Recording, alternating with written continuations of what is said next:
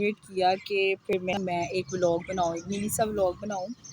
सो यहाँ पे जो है वो वॉक करते हैं लोग, ठीक है। तो मैंने सोचा कि क्यों ना पहले अपने सूट दिखा दूँ, फिर उसके बाद जो है वो इतना जो तैयारी पकड़ी हुई है आप लोगों को दिखाने के लिए, तो पहले ये शेयर कर लूँ।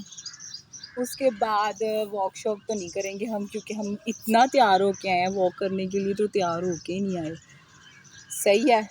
तो यहाँ पे हाँ जी, मैं आप लोगों को ये कह रही थी कि आप लोग पूछते हैं कि लाइव क्यों आई हुई थी। लाइव इसलिए आई हुई थी क्योंकि मैं उस दिन बहुत ज़्यादा अपसेट थी, इस वजह से फिर मैंने सोचा कि क्यों ना मैं लाइव आ जाऊँ। और दूसरा, आप ये बड़ा सवाल पूछते हैं कि आपकी शादी कब है, तो मैंने तो आप लोगों से नहीं पूछा कि आप लोगों की शादी कब है या हो गई है या कितने बच्चे हैं, ये वो। तो आप लोग मुझसे ये क्यों इतना सवाल करते हैं कि आपकी शादी कब है या हो गई है। हो जाएगी तो आपके साथ अनाउंसमेंट कर दूंगी, ठीक है। बाकी पिक्चर्स वगैरह भी लेते हैं और फिर आप लोग से शेयर करते हैं। बाहर आ गई ना करो ना, वाइट टूट गया।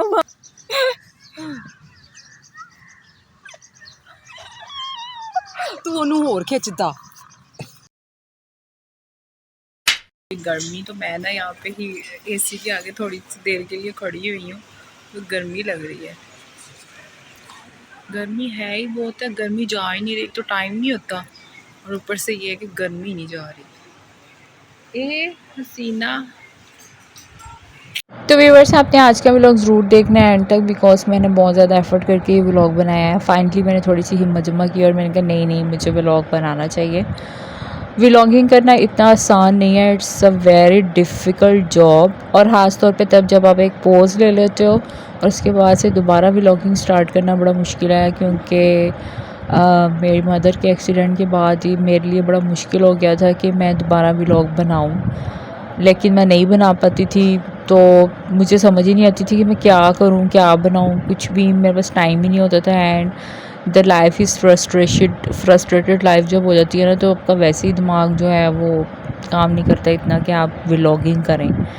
तो फिर लेकिन यह है कि व्लॉग्स मैं अब जब दोबारा से शुरू कर रही हूँ तो मुझे थोड़ी प्रॉब्लम भी हो रही है, क्योंकि मुझे अब ये आदत नहीं रही थी, एक तो ऑनेस्टली स्पीकिंग, और दूसरा ये है कि मुझे भी थोड़ा मुश्किल लग रहा है। बट आप लोग जो हैं सपोर्ट करिएगा, तो इंशाल्लाह ताला मैं फिर व्लॉग्स जो हैं वो आपके लिए लेकर आती रहूँगी। तो ये कुछ मैं मॉल में आई हुई थी, और मॉल में आने की रीज़न्स जो होती है ना, मतलब कि समटाइम लोग सोचते हैं मॉल बहुत दिखाती हैं। मैं मॉल में एक्चुअली मैं ऑक्सीजन लेने के लिए आती हूँ, क्योंकि मॉल में आके आपको बहुत से मुख्तलिफ लोग देखने को मिलते हैं, ठीक है। उनको देख के आपको थोड़ी एनर्जी मिलती है, और आप कहते हो कि यार ये लोग भी तो ज़िंदगी से जी रहे हैं ना, तो हम लोग क्यों गिव अप कर रहे हैं। तो एक ये एनर्जी मिलती है, ऊपर से बहुत थोड़ी देर बाद ही इंसान अपनी पर्सनल लाइफ में जो भी कुछ हो रहा होता है वो भूल जाता है, और ये एक ऐसी दुनिया बन जाती है, मॉल्स में एक ऐसी दुनिया बस रही है जो आपको आपकी मुश्किल और फ्रस्ट्रेटेड लाइफ से ना बाहर निकाल लेती है, और दिमाग जो है ना फ्रेश हो जाता है, और फिर आपको एक ऐसी एनर्जी मिलती है कि आपका दिल करता है कि नहीं यार, करना चाहिए, तैयार होना चाहिए, कपड़े पहनने चाहिए। इवन के मॉल्स में कपड़े बहुत महंगे होते हैं, और ये ब्रांड्स के कपड़े बहुत महंगे हैं, और ये अमीर लोग ये अफोर्ड कर सकते हैं। तो और वैसे भी मैं ब्रांड कॉन्शियस बिल्कुल भी नहीं हूँ। मैं सोचती हूँ कि आप पैसे जितने बचा सकें उतने ज़्यादा ज़रूरी हैं, बिकॉज़ मुसीबत, परेशानी, तकलीफ़ आपको बताकर नहीं आती, और फिर तब आपके पास अपने ख़ुद के पैसे ज़रूर होने चाहिए। आपके पास वो पैसे होंगे तो आप किसी पे डिपेंडेंट नहीं होंगे, आपको किसी का मुँह नहीं देखना पड़ेगा कि कोई आए मदद करे, या तो आप उस फेज़ से बाहर निकलेंगे। आपके पास पैसे हैं तो आप उस फेज़ से फ़ाइट कर लेंगे। मेडिसिन्स बहुत महंगी हैं, जो टेस्ट्स होते हैं बहुत महंगे हैं। हॉस्पिटल में जब इंसान जाता है तो इंसान को पता चलता है कि यार पैसे पानी की तरह बह रहे हैं। तो व्यूअर्स ने मुझे इतना घुमाया है प्राय, मैं तो कह रही हूँ खा के जाते हैं कुछ, पिज़्ज़ा ही खा लेते हैं कोकन नाइफ का। क्यों? लास्ट टाइम क्या था उसको, मैं वहाँ नहीं जा रही, रेस्टोरेंट में जा रही। या फिर ऐसा करेंगे उनको ही पहले ही ना शिकायत दर्ज करवा देंगे कि आपका पिज़्ज़ा जो है वो लास्ट टाइम बहुत ज़्यादा खुश्क था, सूखा हुआ था, ना उसके अंदर चीज़ थी ना मेयोनीज थी। ठीक है, शिकायत दर्ज करवाएंगे फिर ऑर्डर करेंगे। कुछ करते हैं यार। उसके अंदर एक्स्ट्रा चीज़, एक्स्ट्रा मेयोनीज और एक्स्ट्रा सब कुछ भर के ना देंगे। तो व्यूअर्स, मैं सोच रही हूँ कि मैं अपने व्लॉग को यहीं पे एंड कर दूँ, बिकॉज क्योंकि मैं हील पहन के ना थक गई हूँ बहुत ज़्यादा और मुझसे अब चला भी नहीं जा रहा। नहीं, मैं उधर कर लूँगी जहाँ पिज़्ज़ा खाना है, जहाँ पिज़्ज़ा खाना है वहाँ चेंज कर लूँगी। तो अब चलते हैं पिज़्ज़ा खाने और आप लोगों को भी साथ ले। व्यूअर्स में थोड़ी देर पहले रिश्ते कराने वाली आंटी बनी थी। तो वो कह रही थी कि ना 18 साल एज होती है, वो ओवर एज होती है। मैं 18 साल की हूँ ना, तो मुझे ओवर एज कह दिया। और वो शादी पता किसकी करवा के आ रही थी? एक 4 हफ्ते की। और रिश्ता पता किसका ऑफर कर थी? 55 साल का बुढ़ा था, दांत उसके टूटे हुए थे, लेकिन जायदाद बहुत है। जायदाद बहुत थी, लेकिन दिल में 15-16 सुराख थे। और हम पिज़्ज़ा की यहाँ पे एक तो एसी ऑन नहीं है, तो क्या करें, एसी तो ऑन नहीं है। मुझे जो है वो इयरिंग इरिटेट कर रहे हैं, मैं अपने इयरिंग्स उतार रही हूँ। इरिटेट कर रहे हैं, मुझे भी उतार लेते हैं। तो हम लोग यहाँ पे क्या है, रिलैक्स होके बैठ गए हैं, अपने पिज़्ज़े का करते हैं वेट। और अच्छा, यहाँ पे लोग ये पूछ रहे होते हैं मैम अब 2% है, उनको ये लगा होगा कि हम इंतज़ार कर रहे हैं और लोगों का। एक्चुअली में हम लोग आजकल केले फिरते हैं, केले शॉपिंग करते हैं। जहाँ पे जांच बैठ तो पता नहीं इन्होंने 2 लोगों को यहाँ को उठा दिया और जल्दी इतनी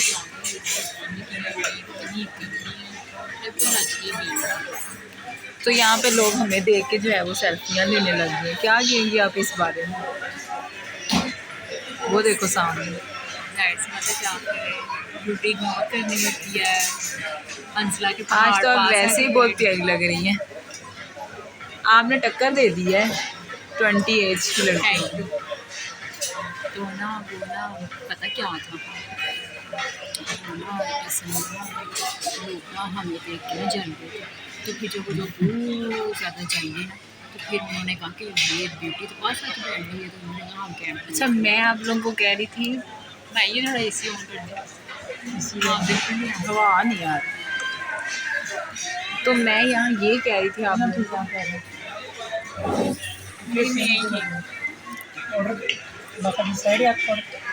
हाँ जी, और खूबियाँ खामियाँ क्या बता रही थी अब? खामियाँ। अच्छा जी, हुआ ये कि ना रिश्ते कराने वाली आई है, तो उससे वो कहते हैं कि ना इतना ज़्यादा सामान लेके आ रही थी अंदर, काफ़ी ज़्यादा सामान है ना, सूट, शायद आपकी आवाज़ व्यूअर तक ना पहुँचे, थोड़ा ऊंचा बोल सकती हैं। सूट, कपड़े, जोड़े, जूते, बड़ा कुछ लेके आई है। तो कहती है ना मुझे पिछली गली वाले लोगों ने दिए, मैंने उनका ना रिश्ता करवाया। तो मैंने कहा अच्छा किसकी शादी करवाई? कहती है हाँ उनकी बेटी फिर आगे हफ्ते तो मैं उसकी शादी करवा के आ रही हूँ, उन्होंने मुझे अपने कितने कपड़े दिए। तो फिर आगे कहती बेटा आपकी एज कितनी? कहती मैं 18 साल की थी, आप तो ओवर एज होगी, हमारे ज़माने में तो 12 साल की लड़की शादी हुई थी। 18 साल अगर ओवर एज है तो फिर तो गई बात। तो फिर पता क्या कहती है आगे से? कहती है अच्छा आपके लिए मेरे पास है ना एक बहुत बेहतरीन आपकी बेटी के लिए ना रिश्ता है। कहती दिखाएं। कहती ये ना ये लड़का है, इसकी उम्र 55 साल है। 55 साल के इंसान को लड़का कह रही थी।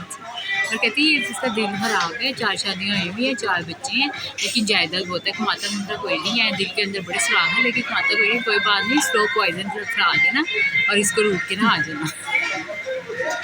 आप लोग हाल चेक करें, रिश्ते कराने वालियों का हाल चेक करें। और कहती फिर दूसरी शादी जो है ना वो किसी टिकटॉकर से कर, वो बहुत खूबसूरत होते हैं। जैसे कि मैं, अच्छा टिकटॉकर लड़की नहीं लड़का। कहती दूसरी शादी ना किसी टिकटॉकर से करना ना, आजकल वो बड़े ट्रेंड में आए हुए हैं। तो वो पढ़े लिखे भी नहीं होते, वो जो काम वो उनका भी यही बस टिकटॉक्स ही बनाना उनका काम होता है, मुश्किल नहीं होता। लेकिन ज़्यादा तो बुढ़े से लूट लाना था, बुढ़े से ज़्यादा लूट लाना। अगर टिकटॉकर इसका मतलब गरीब होते हैं? टिकटॉकर्स गरीब होते हैं, टिकटॉकरों में बस अच्छी नहीं होती, गरीब होते हैं। गरीब है हम भाई, गरीब। आओ हमें वोट दो, हमें वोट दो, हमें पैसे दो। आज काफ़ी देर बाद सोचा कि भाई को कुछ खा लें, बट एक तो चीज़ें बहुत महंगी हो गई हैं, दूसरी ये कि बिल्कुल ही होटल्स में जब जाते हैं खाना खाने के लिए तो खाना बहुत ज़्यादा होता है, पता नहीं शायद हमारी किस्मत ख़राब है। तो मूड ख़राब हो गया, इतना अच्छा मूड बना था और फिर ख़राब हो गया। लेकिन एनीवेज़ बैड्स कुछ चीज़ें बुरी हो जाती हैं। आप जब आपका खाना अच्छा ना आए तो आपको कंप्लेन मस्ट दर्ज करवानी चाहिए कि हाँ भाई बैड कमेंट्स दें, और हो सके तो फिर नेक्स्ट टाइम वहाँ ना जाएं, क्योंकि खाना ही नहीं अच्छा तो फिर ज़ाहिर सी बात है फिर मूड ख़राब हो जाता है। लेकिन मैं आप लोगों को एक बात बताऊं, ये जो स्पेशली मतलब कि ये तो हम आज घर से बाहर खाना खाने आ गए, लेकिन घर के खाने की जो वैल्यू है ना, ये मुझे हॉस्पिटल में जाके पता चली थी। जब आपके पास घर का खाना नहीं ना होता, जिसे हम अवॉइड कर रहे होते हैं, तो हम लोग बहुत ज़्यादा ना फील करते हैं कि यार घर के खाने की अहमियत बहुत बढ़ जाती है। बिकॉज़ हॉस्पिटल में रहना और फिर घर आकर खाना खुद बनाना और वहाँ लेकर जाना, तो ये बड़ा डिफ़िकल्ट सा टास्क होता है।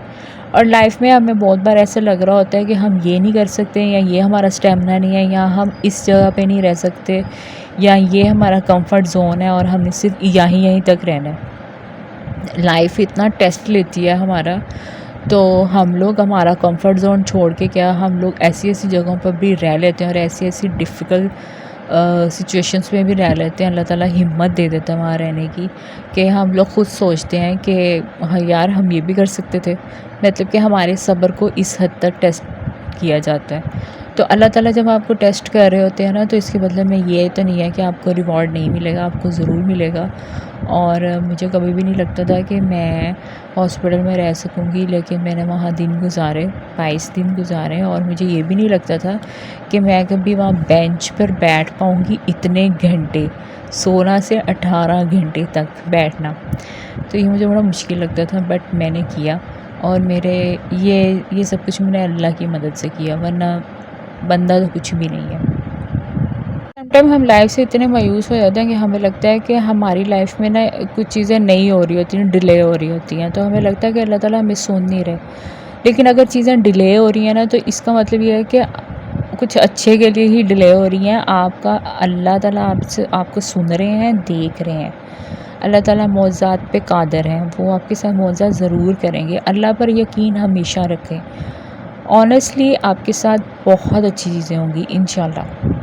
तो व्यूअर्स, यहाँ पे प्रॉब्लम ये हुई है कि जो पिज़्ज़ा है ना, वो बहुत ही बकवास जो है वो उन्होंने हम लोगों को डिलीवर किया है, फोक एंड नाइफ्स का।